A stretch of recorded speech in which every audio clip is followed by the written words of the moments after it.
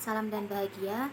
Di sini kami dari kelompok 4 yang beranggotakan saya sendiri Monika Sihol Marito Guru Malau, NIM 2018 017 047, dan rekan saya Isnaini Nur Hanifah, NIM 2018 017 077, dan Sekar Rahmayani, NIM 2018 017 080 akan mempresentasikan hasil diskusi kami yang berjudul Etika dan Lingkungan. Yang pertama yaitu makna etika lingkungan. Etika lingkungan berasal dari dua kata, etika dan lingkungan. Etika berasal dari bahasa Yunani yaitu ethos yang berarti adanya adat istiadat atau kebiasaan. Dan lingkungan adalah segala sesuatu yang ada di sekitar manusia yang mempengaruhi kelangsungan kehidupan kesejahteraan manusia dan makhluk hidup baik secara langsung maupun tidak langsung. Jadi secara luas, etika dipahami sebagai pedoman bagaimana manusia harus hidup dan bertindak secara baik sesuai dengan etika yang memberikan petunjuk, orientasi, dan arahan bagaimana harus hidup secara baik sebagai manusia. Slide selanjutnya yaitu dimensi polusi dan penyusutan sumber daya. Ada 5. Yang pertama yaitu polusi udara, yang kedua yaitu polusi air, yang ketiga yaitu polusi tanah, dan yang keempat yaitu penyusutan spesies dan habitat, dan yang kelima yaitu penyusutan bahan bakar fosil. Polusi udara. Polusi udara telah hadir menemani kita semenjak terjadinya revolusi industri dunia, saat cerobong-cerobong asap mulai berdiri dan tidak berhenti bernafas hingga sekarang. Contohnya yaitu contoh kerusakannya yaitu adanya penurunan pada proses vegetasi yang mempengaruhi pada pengurangan hasil panen. Kedua yaitu polusi air. Polusi yang telah lama ada saat manusia telah menggunakan air untuk membuang sampah dan kotoran, sehingga dalam kadar tertentu kontaminasi air ini dapat membahayakan spesies yang tinggal di dalam air ataupun makhluk lain yang mengkonsumsi air tersebut. Yang ketiga yaitu polusi tanah. Polusi tanah sering terjadi karena adanya pembuatan zat-zat kimia beracun hasil dari limbah industri ke dalam tanah, atau melakukan penguburan bahan-bahan yang berbahaya ke dalam tanah. Yang keempat yaitu penyusutan spesies dan habitat. Harus diakui sebuah fakta bahwa manusia telah merusak dan menghapuskan kehidupan spesies yang ada di lingkungan meskipun tidak secara langsung. Dan yang terakhir yaitu penyusutan bahan bakar fosil. Semakin berkembangnya industri, semakin besar pula kebutuhan akan pemunahan sumber energi dan terus mengaktifkan mesin-mesin raksasa industri. Etika pengendalian polusi. Selama berabad-abad, lembaga bisnis diperbolehkan mengabaikan akibat-akibat kegiatan mereka terhadap lingkungan alam. Hal ini disebabkan karena beberapa persepsi. Yang pertama, para pelaku bisnis menganggap bahwa udara dan air adalah barang gratis atau tidak ada yang memiliki, sehingga perusahaan bisa menggunakannya tanpa perlu mengeluarkan biaya. Yang kedua, bisnis melihat lingkungan sebagai barang yang tidak terbatas. Apabila semua perusahaan berpikir seperti itu, maka pengaruh-pengaruh yang tidak berarti dari masing-masing perusahaan akan menjadi sangat berarti dan fatal. Dengan daya muat air dan udara dengan cepat akan penuh, dan barang-barang gratis serta tidak terbatas ini akan hancur dengan cepat. Masalah polusi ini tidak hanya bersumber dari aktivitas bisnis, melainkan dari penggunaan produk oleh konsumen dan produk sampah oleh manusia, seperti yang bersumber dari kendaraan bermotor. Kemudian etika ekologi. Sistem ekologi adalah rangkaian organisme dan lingkungan yang saling terkait dan saling bergantung. Dengan demikian, aktivitas dari salah satu bagiannya akan berpengaruh pada bagian yang lain. Etika ekologi ini didasarkan pada gagasan bahwa bagian-bagian lingkungan yang bukan manusia perlu dijaga demi bagian-bagian itu sendiri. Tidak masalah apakah itu menguntungkan bagi manusia atau tidak. Etika ekologi ini adalah sebuah etika yang mengklaim bahwa kesejahteraan dari bagian-bagian non-manusia di bumi ini secara intrinsik memiliki nilai tersendiri, dan bahwa karena adanya nilai intrinsik ini, kita manusia memiliki tugas untuk menghargai dan mempertahankannya. Pembatasan mutlak. William T. Blackstone menyatakan bahwa kepemilikan atas lingkungan yang nyaman tidak sangat diinginkan, namun merupakan hak bagi setiap manusia. Dengan kata lain, lingkungan yang nyaman bukanlah sesuatu yang kita semua miliki, namun sesuatu di mana yang lain berkewajiban untuk memungkinkan kita memilikinya. Alasan mengapa manusia memiliki hak tersebut karena menurut Blackstone, hak ini penting, memungkinkan manusia untuk bisa menjalani kehidupan sebagaimana layaknya manusia, yang mengembangkan kapasitasnya sebagai makhluk yang rasional dan bebas. Sejumlah negara di bagian Amerika Serikat memberlakukan amandemen terhadap undang-undang mereka yang mengizinkan warga negara untuk memperoleh hak-hak lingkungan yang mirip dengan konsep hak lingkungan Blackstone. Peraturan-peraturan pemerintah federal ini tidak didasarkan pada analisis biaya keuntungan utilitarian yang mengatakan bahwa perusahaan harus mengurangi polusi sejauh keuntungannya lebih tinggi dari biaya yang dikeluarkan, tetapi lebih menerapkan pembatasan mutlak atas populasi, berapapun biaya yang dikeluarkan, yang mengacu pada hak-hak manusia. Argumen Blackstone memberikan sebuah dasar pemikiran untuk membatasi hak-hak properti dalam cara-cara yang mutlak demi menegakkan hak manusia atas lingkungan yang bersih. Argumen ini didasarkan pada teori Kant. Masalah utama pandangan Blackstone yaitu gagal memberikan petunjuk tentang sejumlah pilihan yang cukup berat mengenai lingkungan. Kemudian, karena adanya hambatan-hambatan yang muncul dari pelarangan mutlak yang disampaikan oleh Blackstone, pemerintah federal pada awal tahun 1980-an mulai beralih pada metode-metode pengendalian polusi dan tidak menerapkan pelarangan mutlak yang demikian. Kemudian peraturan berganti didasarkan pada pendekatan utilitarian terhadap lingkungan. Perusahaan diizinkan untuk menambah pengeluaran bahan pencemar yang cukup mahal biaya penanganannya apabila mereka bersedia mengurangi jumlah bahan pencemar yang lebih murah penanganannya. Kemudian ada utilitarianisme dan pengendalian parsial. Utilitarianisme memberikan suatu cara guna menjawab pertanyaan yang tidak bisa dijawab oleh teori hak-hak lingkungan Blackstone. Berdasarkan pendekatan utilitarianisme ini, jika suatu industri mencemari lingkungan, harga pasar komoditasnya tidak lagi mencerminkan biaya sesungguhnya dalam proses produksi komunitas tersebut, sehingga dapat mengakibatkan kesalahan alokasi sumber daya dan kesejahteraan ekonomi yang akan menurun. Jadi pendekatan ini menekankan bahwa seseorang perlu berusaha menghindari polusi karena dia juga tidak ingin merugikan kesejahteraan masyarakat. Selanjutnya yaitu biaya pribadi dan biaya sosial. Ketika suatu perusahaan mencemari lingkungan dengan cara apapun juga, maka biaya pribadi selalu lebih kecil dibandingkan dengan biaya sosial totalnya. Baik itu pencemaran yang bersifat lokal dan langsung ataupun pencemaran yang sifatnya global dan berjangka. Seperti pengaruh panas yang diperkirakan berasal dari terlalu banyaknya kandungan karbon dioksida dalam atmosfer. Polusi selalu melibatkan adanya biaya eksternal atau dengan kata lain, biaya yang tidak perlu dibayar oleh pihak yang tidak memproduksi polusi tersebut.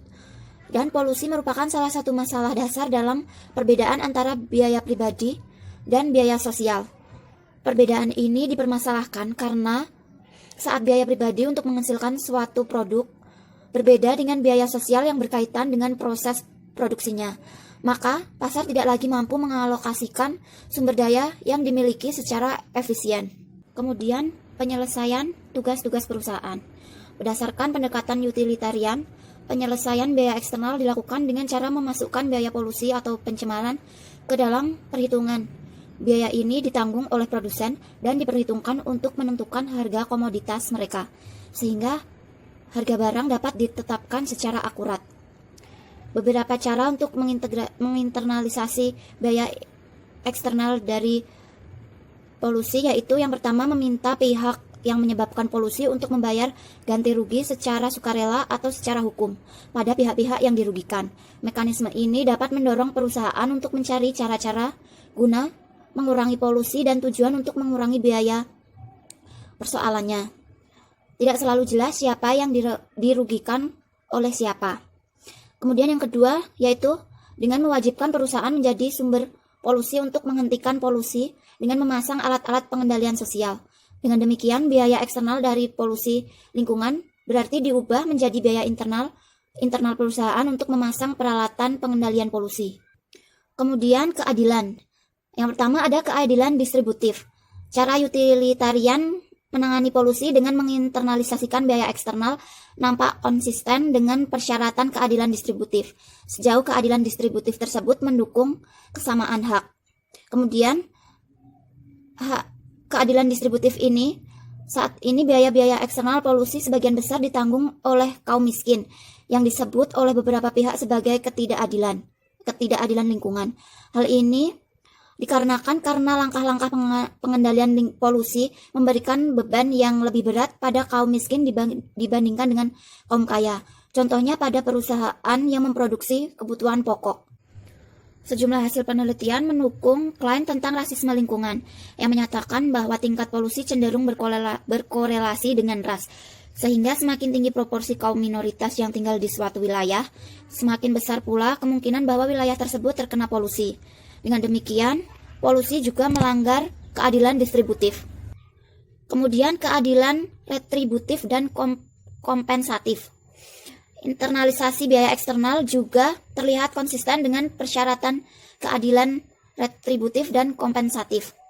Keadilan distributif yaitu pihak-pihak bertanggung jawab dan memperoleh keuntungan dari suatu yang merugikan wajib menanggung semua beban yang memperbaikinya. Kemudian keadilan kompensatif yaitu pihak-pihak yang dirugikan berhak memperoleh kompensasi dari pihak-pihak yang mengakibatkan rugi tersebut. Kedua pandangan ini mengimplikasikan bahwa yang pertama, biaya pengendalian polusi harus ditanggung oleh pihak yang menyebabkan polusi dan yang memperoleh keuntungan darinya. Kemudian yang kedua, keuntungan pengendalian polusi wajib diberikan kepada pihak-pihak yang menanggung biaya eksternal polusi. Kemudian internalisasi biaya eksternal juga terlihat memenuhi dua syarat. Yang pertama, biaya pengendalian polusi ditanggung oleh pemegang saham dan konsumen. Yang keduanya mendapat keuntungan dari perusahaan yang menyebabkan polusi. Kemudian yang kedua, keuntungan dari pengendalian polusi harus diberikan kepada pihak-pihak yang sebelumnya terkena pengaruh polusi perusahaan yang bersangkutan. Selanjutnya, biaya dan keuntungan. Teknologi pengendalian polusi berhasil mengembangkan metode-metode yang efektif, namun relatif mahal. Sebenarnya perusahaan tidak perlu membeli alat untuk menghilangkan polusi jika nilai kegunaan ekonomi masyarakat akan menurun. Biaya untuk menekan polusi lebih besar dari keuntungan yang diperoleh masyarakat sehingga mengakibatkan penyusutan nilai kegunaan sosial. Biaya pengendalian sosial berbanding terbalik dengan keuntungan dari penggunaan alat pengendali polusi. Thomas Klein memberi ringkasan prosedur analisis biaya keuntungan. Yang pertama, mengidentifikasi biaya dan keuntungan dari usulan program dan juga orang-orang atau sektor yang mengusulkan atau menerima mencatat transfer.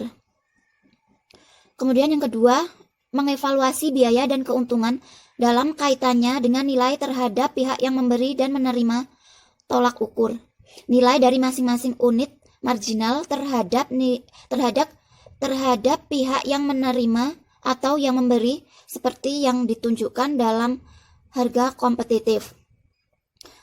Yang ketiga, menambah biaya dan keuntungan untuk menentukan keuntungan sosial bersih dari suatu proyek atau program.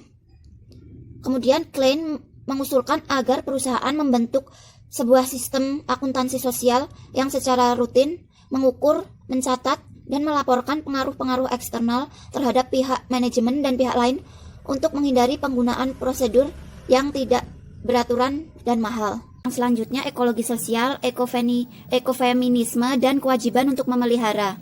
ekologi sosial menyatakan bahwa apabila pola-pola hierarki dan dominasi tersebut belum berubah, maka kita tidak akan bisa menghadapi krisis lingkungan. Sistem hierarki yaitu satu kelompok berkuasa atas kelompok lain dan anggota kelompok yang berkuasa mendominasi anggota kelompok lain dan memanfaatkan mereka sebagai sarana untuk mencapai tujuan. Menurut Bookchin, sistem hierarki dan dominasi mendorong munculnya mentalitas budaya yang mendukung dominasi dalam segala bentuk, termasuk dominasi atas alam. Jadi, kerusakan lingkungan yang terjadi secara luas tidak bisa dihentikan sampai masyarakat kita menjadi tidak terlalu hierarkis, tidak terlalu mendominasi, dan tidak terlalu menindas. Pemikiran feminis menyatakan bahwa bentuk hierarki yang paling berkaitan dengan kerusakan lingkungan adalah dominasi pria atas perempuan. Akar dari krisis ekologi yang terjadi pada pola dominasi atas alam yang berkaitan erat dengan praktik-praktik sosial dan lembaga-lembaga di mana perempuan memiliki posisi lebih rendah dibandingkan kaum pria. Subordinasi atas apa yang feminim selanjutnya ditransfer ke alam, yang melihat sebagai subjek yang feminim atau ibu pertiwi di mana kaum perempuan dianggap lebih dekat. Jadi dominasi atas alam menyertai dominasi atas kaum perempuan. Dan saat kaum perempuan dieksploitasi demi keuntungan kaum pria, hal yang sama juga terjadi pada alam. Yang selanjutnya yaitu etika konservasi sumber daya yang bisa habis. Konservasi mengacu pada penghematan sumber daya alam untuk digunakan di masa mendatang. Selanjutnya yaitu hak generasi mendatang. Jika generasi mendatang mempunyai hak yang sama atas sumber daya bumi, maka tindakan menghabiskan sumber daya berarti mengambil apa yang sebenarnya menjadi hak mereka dan melanggar hak-hak mereka atas sumber daya tersebut. Selanjutnya yaitu keadilan bagi generasi mendatang. Dengan kata lain, masing-masing generasi wajib mewariskan dunia dengan kemampuan produksi yang tidak lebih buruk dibandingkan dengan yang mereka warisi. Kebutuhan dan permintaan generasi masa depan serta kemungkinan terjadi kelangkaan sumber daya yang terjadi jauh di masa depan banyak dipotong oleh pasar sehingga hampir tidak ada pengaruhnya sama sekali terhadap harga. Yang selanjutnya yaitu pertumbuhan ekonomi. Jika perekonomian dunia terus didasarkan pada tujuan pertumbuhan ekonomi, maka permintaan akan sumber daya yang tidak dapat diperbarui akan terus meningkat. Karena sumber daya dunia terbatas, maka pada titik tertentu persediaan itu akan habis. Dan pada titik ini, jika negara-negara seluruh dunia masih menekankan pada usaha pertumbuhan ekonomi, maka diperkirakan institusi-institusi ekonomi besar mereka akan hancur. Yang selanjutnya juga akan menghancurkan institusi politik dan sosial. Baik, di sini saya akan melakukan review kasus. Saya akan mereview kasus dari PT Rum. PT Rum merupakan produsen serat rayon yang berafiliasi dengan PT Sritek. Kasus PT Rum ini bermula sejak pertama kali beroperasi, yaitu pada tahun 2017. PT Rum mendapat banyak protes dari warga karena limbah air dan udara. Bau busuk yang terus muncul saat PT Rum berproduksi sangat mengganggu aktivitas dari warga sekitar. Salah seorang warga yang menjadi korban dari limbah produksi PT Rum ini yaitu Bapak Poni Suwarto yang telah berusia 60 tahun. Menurut kesaksian Bapak Poni, sudah setahun terakhir, beliau merasakan batuk-batuk, sesak nafas, dan ulu hatinya yang terasa berat. Hingga pada tanggal 13 Januari 2020, beliau harus dibawa ke RS Umum Muhammadiyah Selogiri, Kabupaten Wonogiri. Dari hasil pemeriksaan, Bapak Poni masuk ke dalam kategori penyakit paru obstruktif kronik atau PPOK. Setelah dari rumah sakit, Bapak Poni juga harus rutin memakai alat bantu pernafasan yang bernama Symbicort. Namun, Bapak Poni bukanlah satu-satunya korban dari limbah pabrik PT Rum. Istrinya yang bernama Ibu Jiem juga menjadi korban limbah air produksi PT Rum. Ibu Jiem mengaku sering merasakan gatal-gatal pada kakinya, sehingga kakinya memiliki banyak bekas luka yang telah kering. Kondisi ini disebabkan setelah Ibu Jiem mencuci kakinya di saluran irigasi sawah. Setelah dilakukan penyelidikan, ternyata air saluran irigasi sawah tersebut merupakan limbah air dari PT Rum yang sempat bocor. Kasus ini sebenarnya sudah mendapatkan demo besar-besaran dari warga sekitar, yaitu pada tahun 2018. Warga sekitar melakukan demonstrasi besar-besaran kepada DPRD Sukoharjo agar PT Rum ditutup karena bau busuk yang tercium setiap hari. Bahkan banyak laporan dari warga sekitar yang mengaku muntah-muntah karena mencium bau yang sangat tidak sedap. Kemudian Bupati Sukoharjo Wardoyo Wijaya mengeluarkan SK untuk menghentikan produksi PT Rum selama 18 bulan untuk mengatasi masalah limbah ini. Namun PT Rum tidak menjalankan peraturan dengan baik, sehingga Bupati kembali mengeluarkan SK yang berupa pengurangan jumlah volume produksi PT Rum. Sejak terbitnya SK dari Bupati Sukoharjo, penanganan limbah PT Rum mulai dilakukan. PT Rum memasang wet scrubber atau alat pengurangi uap H2S, 1 unit Continuous Emission Monitoring System CEMS, dan 3 unit Continuous Air Monitoring System CAMS. PT Rum juga telah memesan H2SO4 recovery, namun harus ditunda karena adanya pandemi virus corona. Dari kasus PT Rum ini telah melanggar etika dalam berbisnis, karena dalam menjalankan sebuah bisnis, perusahaan juga harus memperhatikan lingkungan hidup. Seharusnya PT Rum dapat melaksanakan proses AMDAL, yaitu analisis mengenai dampak lingkungan, dengan baik, sehingga dapat mencegah terjadinya kerusakan lingkungan dan menghindarkan dari konflik dengan warga sekitar. Dari masalah ini dapat dijadikan pembelajaran bagi para pembisnis yang akan memulai usahanya untuk tetap menjaga kelestarian lingkungan dan memikirkan keselamatan warga di sekitar wilayah yang bersangkutan. Baik, sekian presentasi dari kelompok kami. Banyak kurangnya mohon dimaafkan. Terima kasih, salam.